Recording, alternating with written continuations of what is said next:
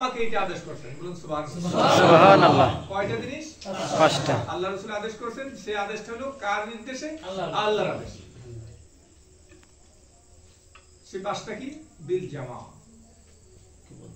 জামাতবদ্ধ থাকা, ঐক্যবদ্ধ থাকা, দলবদ্ধ থাকা। এক নম্বর প্রথম কথা হলো দলবদ্ধ। এখন দলবদ্ধ থাকবো না, দলবদ্ধ তো আমরা তো ছিলাম। আমি নাম বলি এখানে নিজস্ব করেছি, আওয়ামী লীগ, বিএনপি বা হোক, নকশালিতে যা আছে দল তো আছে, তার জামাতবদ্ধ হবে। কোন জামাতবদ্ধ? দল তো একটা হইলে হবে না। দল কোন দল? এ ব্যাপারে কোরআন শরীফের একটা আয়াত আমি আপনাদেরকে বলি, ওয়াতাসিমু বিহাবলিল্লাহি জামিয়ান ওয়া লা তাফাররাকু। তোমরা আল্লাহর রজ্জুকে ঐক্যবদ্ধ মানে এক হইয়া শক্ত করিয়া ধরো। ওয়াতাসিমু বিহাবলিল্লাহি জামিয়ান, এরপরে আছে ওয়া লা তাফাররাকু, এবং বিচ্ছিন্ন হইয়া যাইও না। তাহলে জামাতবদ্ধ হওয়া মানে ঐক্যবদ্ধ থাকা, এটা কার নির্দেশ? আল্লাহর নির্দেশ। ঐক্যবদ্ধ থাকবো কোন পথে? আল্লাহর হাবলিল্লাহ, আল্লাহর রশিকে ধরতে হবে, শক্ত করে ঐক্যবদ্ধ হবে। আল্লাহর রশি, আল্লাহর রশি মানে আল কোরআন, আল ইসলাম, আল্লাহর রাসূলের তরিকা, আল্লাহর বিধান। কি বলেন, ঠিক কি না? ঠিক। তাহলে আমাদের প্রথম আল্লাহর রাসূলের নির্দেশ হলো জামাতবদ্ধ থাকতে হবে। তাহলে আমরা এখানে যে জামাতবদ্ধ হইছি, কোন উদ্দেশ্যে জামাতবদ্ধ হইছি?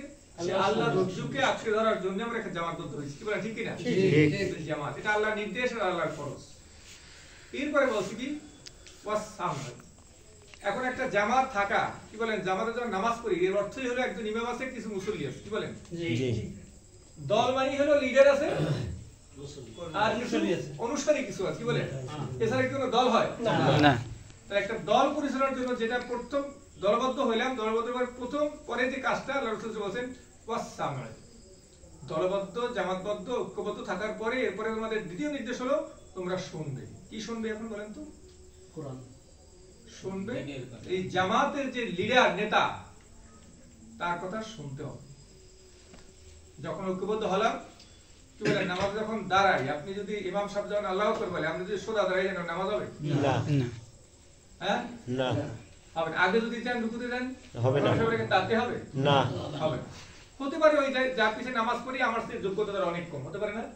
কি সব মুসলিম থেকে সব ইমাম খুব যোগ্যতা? চেষ্টা করি আমরা একটা ভালো মানুষ, যোগ্য মানুষ ইমাম করতে। তার মানে সব দিক থেকে উনি সব, এটা কি সঠিক? না। আল্লাহ রাসূলের দ্বিতীয় নির্দেশ হলো বিসসামা, মানে নেতার কথাগুলো মনোযোগ দিয়ে আমার গুরুত্বের সাথে আমার শুনতে হবে। আলহামদুলিল্লাহ, আজকে আপনারা জামাতবদ্ধ হয়েছেন, আমি অত্যন্ত খুশি হয়েছি। আল্লাহ আশা করি আমার খুশির জন্য আসেন, আল্লাহর খুশির জন্য আসছেন। আপনাদেরকে এই ভাইদের মধ্যে একেবারে বাঙ্গাসুরাদার সমাজের উল্লেখযোগ্য না, আপনাদের কানে কানে কথাটা পৌঁছে গেছে, ভাই মধ্যে আজকে এটা বুঝতে পারছি। কি বলে, ঠিক কি না? আপনারা কথাটা গুরুত্ব দিয়েছেন এবং সেই গুরুত্বের সাড়া দিতে আসছেন। আপনারা এই দ্বিতীয় শর্তটা কিন্তু এখানে পূরণ করছেন। কি বলেন, ঠিক কি না? আমার তরফ থেকে আমি যেটা বুঝলাম, এটাই হলো সংগঠনের, এটা হলো দ্বিতীয় ধারা। তাহলে আমরা এখন জামাতবদ্ধ যেহেতু আছি, আজকে যেমন আসছি, যখন যেখানে যে ডাক আমরা শুনবো সেটাকে আমরা সাধ্য অনুযায়ী, শরীয়ত তো আল্লাহই মাফ করবেন। কি বলে, এমন না যে শরীয়ত স্যার আমার একেবারে মানে ওই একটা কথা থেকে মাছ পথে প্রচুর, দুধ পথে প্রচুর, দিন কেন করুন না, ভারসাম্যপূর্ণ জীবন আমরা যাপন করবো। আমাদের বড় ধরনের উদ্যোগ না থাকলে আমরা ডাকে সাড়া দেওয়ার চেষ্টা ইনশাআল্লাহ করবো এই হাদিসের আলোকে। কি বলে, আমার বানানোর কথা নাইলে একটা দলের কোনো দাম নাই। কি বলে, ইমাম সাহেবের কথা যদি না শুনে, তাকবীর যদি না শুনে, তাহলে সব লোক আগে শুনতে হবে। তারপরে হলো কি, কানে যখন শুনলাম, শোনার পরে তখন আমার পরবর্তী দায়িত্ব হলো এইটার আমরা অনুসরণ করা, আনুগত্য করা। যদি সেটা হয়, আনুগত্যের ক্ষেত্রে আল্লাহর একটা নির্দেশনা আছে। আনুগত্যের ক্ষেত্রে আল্লাহর যে নির্দেশনা, আমি তো আয়াতে পড়েছিলাম, ব্যাখ্যার এর ব্যাখ্যার অনেক কথা আছে। সেটা হলো কি, আতিউল্লাহ আতিউর রাসূল ওয়া উলিল আমরি মিনকুম। আনুগত্য করো আল্লাহ, আনুগত্য আল্লাহর রাসূলের, আনুগত্য তোমাদের যে উলুল আমর আছে তাদেরকে। আল্লাহর কর্তৃত্বশীল, নেতৃত্বশীল যারা আছে, যারা দায়িত্বশীল, সোজা কথা। তবে এখানে দুইটা ব্যাখ্যা বলবো না, যে আতিউল্লাহ আতিউর রাসূল শর্তহীন। আল্লাহ রাসূল যে আদেশ করবেন, এইটা মানার ব্যাপারে কোনো শর্ত, আপনার ভালো লাগুক, তিতা লাগুক, মিঠা লাগুক, কোনো কন্ডিশন দেয়া যাবে না।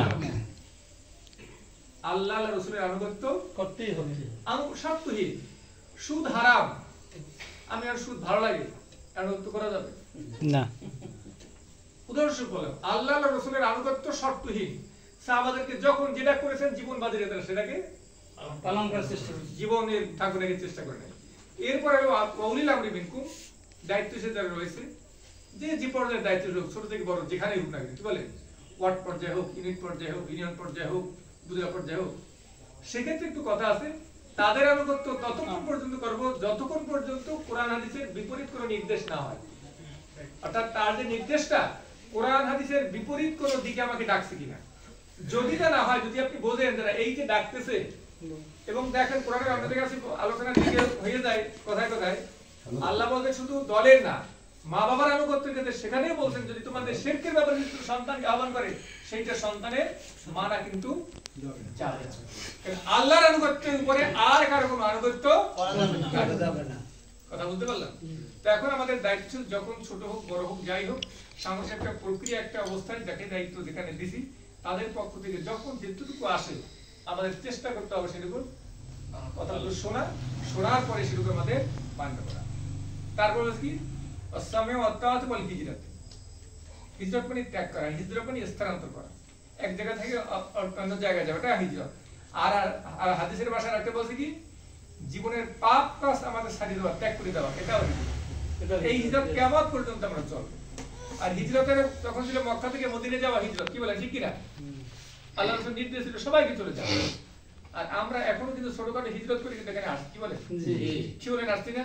কেউ রিক্সা চালাইতেন, কেউ এখন অন্য কোনো ডাক্তার কি মানে বাড়িঘর সাইডে কিন্তু আসছে। এই কাজটুকু আমাদের করতে হবে। আজকে তো আমাদের ওয়ার্ড পর যেখানে আসছেন কোনো কোনো সময় হয়তো বা বলবে একটু উপজেলায় যান, কি বলে, অথবা এরকম বিভিন্ন সময় আসবেন, একটু নড়াচড়া কিন্তু তখন কিন্তু প্রয়োজন আমাদের। আল্লাহ রাসূলের সাহাবীরা হিজরত করতেন, ঘর বাড়ি সহায় সম্পদ স্ত্রী পরিজন সব থুয়ে চলে গেছেন, কি বলে জি। আমাদেরও দিনের স্বার্থে এভাবে আমাদের একটু স্থানান্তর একটু ত্যাগ করে মানুষকে আমাদের থাকতে হবে। এরপর কি বলছেন? ওয়াল জিহাদু ফি সাবিলিল্লাহ, আল্লাহর পথে সংগ্রাম করা। জিহাদ বলতে মারামারি যুদ্ধ কাটাকাটি কিন্তু না। জিহাদ হলো প্রচেষ্টা করা, সর্বাত্মক চেষ্টা করা। কোন চেষ্টা করব? ফি সাবিলিল্লাহ, আল্লাহর পথে, মানে আল্লাহর জমিনকে আল্লাহর দ্বীন কায়েমে সর্বোচ্চ চেষ্টা করা। আমরা আপনাদেরকে ডাকছি, আপনাদেরকে এখানে ডাকা হয়েছে, আজকে এখানে যে আসছেন সবই মূলত জিহাদ ফি সাবিলিল্লাহ। কি বলেন আজকে ভাই যে আসছে এখানে ওনার কয়টা কাম হইয়া অনেকেরই আশা লাগছে আল্লাহই জানে, কি বলে অনেক প্রোগ্রাম এটি কাটচার করে সেখানে চেষ্টা আমার লাগে না। আবার আপনাদের যে এখানে যে একত্রিত এই লোকগুলো আসছে কি এমনি এমনি কি হয়েছে বলে না, হয়তো কারণ না কারো এর পিছনে সময় দেওয়া লাগছে। আমার পিছনে আমি যেখানে আসছি আপনাদের সাথে কথা বলছি, আমার পিছনে অনেক লোকের চেষ্টা করা লাগছে কিনা, এই চেষ্টাটা আমাদের করা। এক হলো মানুষকে দাওয়াতি চেষ্টার, একটা হলো মানুষকে আল্লাহর গোলামি করার জন্য দাওয়াত করা এবং আল্লাহর গোলামির পথে আমাদেরকে টিকে থাকার আহ্বান।